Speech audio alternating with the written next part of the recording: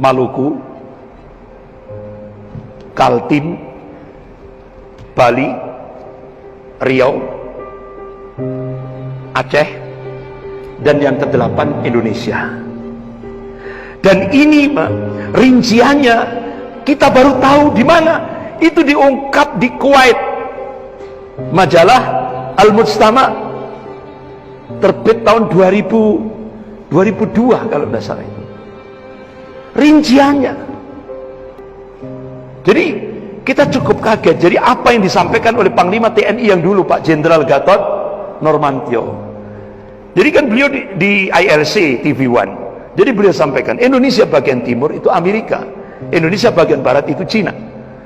Jadi bahkan kita lihat 15 pangkalan militer Amerika itu sudah mengelilingi Indonesia. Itu loh. Jadi bahkan Pak Jenderal Gatot Nurmantio ketika beliau masih jadi panglima, beliau coba nyamar jadi turis. Nyamarnya coba ke Darwin. Kaget beliau, Pak.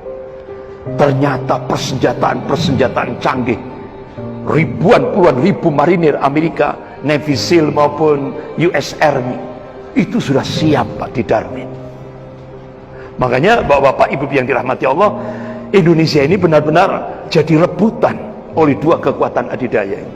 Apalagi Bapak-bapak, Ibu yang dirahmati Allah, apa yang diungkap oleh dua pakar intelijen dunia, dua pakar politik dunia, dua pakar ahli strategi perang dunia, yaitu Peter Warren dan August Cole, dalam sebuah novel fiksi ilmiah Cossplit itu kan fakta, bukan fiktif. Itu sudah memprediksi 2030 Indonesia akan menjadi negara gagal, Pak. Artinya negara gagal itu bukan terus akhirnya Indonesia hancur berantakan, enggak. Artinya apa? Indonesia akan menjadi negara adidaya baru, parameter ekonomi dunia. Bahkan Amerika dan negara-negara Eropa akan melemah. Cina akan menjadi negara adidaya baru. Kekuatan ekonomi dunia dikuasai oleh Cina. Nah, diprediksi 2030 kedaulatan Indonesia sudah dikuasai Cina.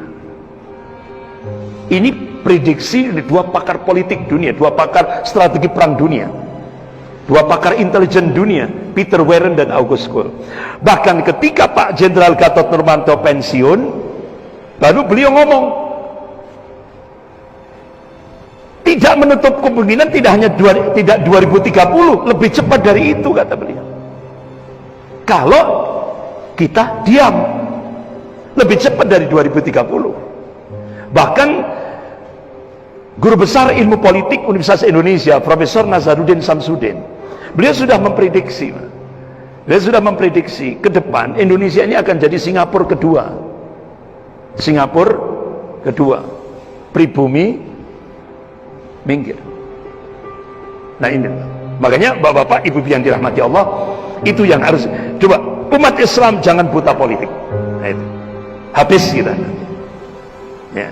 Apa yang diingatkan oleh Rasulullah sallallahu alaihi wasallam, qala Rasulullah sallallahu alaihi wasallam, yusiku an tad'alaikumul ummah min kulli ufuqin. Hampir-hampir umat-umat kafir itu saling nyeru-nyeru, saling ngajak-ngajak untuk menyerang kalian min kulli ufuqin, kata Rasulullah, dari segenap arah, dari segenap penjuru. Kama tad'al akalatu ala qas'atiha. Kalian seperti makanan, qas'atiha itu kan seperti mangkok kecil. Jadi kalian itu seperti makanan di atas mangkok kecil yang jadi rebutan orang-orang yang lapar. Sahabat tanya, "Qulna ya Rasulullah al-yahud wan nasara." Qul ya Rasulullah amin qillatin bina nahnu yauma idin. Ya Rasulullah, apakah posisi kami waktu itu sedikit? Kami minoritas, jumlah kami sedikit. Lah. Tidak. Bal antum yauma idin katsir. Kalian mayoritas, jumlahmu banyak. Walakinnakum kutsa'un ka kutsa'il. Tapi kualitasmu seperti buih. Nah, kualitas buih itu kan tidak punya prinsip, tidak punya jati, tidak punya jati diri, mudah diombang-ambingkan. Nah, hadis ini bukan justifikasi, bukan pembenaran, tapi hadis ini adalah warning, peringatan. Jangan sampai umat Islam, lebih khusus di Indonesia, kualitasnya buih. Nah, kalau umat Islam di Indonesia ini kualitasnya seperti buih, nah, Rasulullah memberikan peringatan yang cukup keras. Walain taji'annallah min suduri aduwakum al-mahabbata minkum. Sungguh Allah akan mencabut rasa takut dari hati orang-orang kafir itu. Kira-kira sudah terjadi tidak di Indonesia? Sudah, Pak. Walain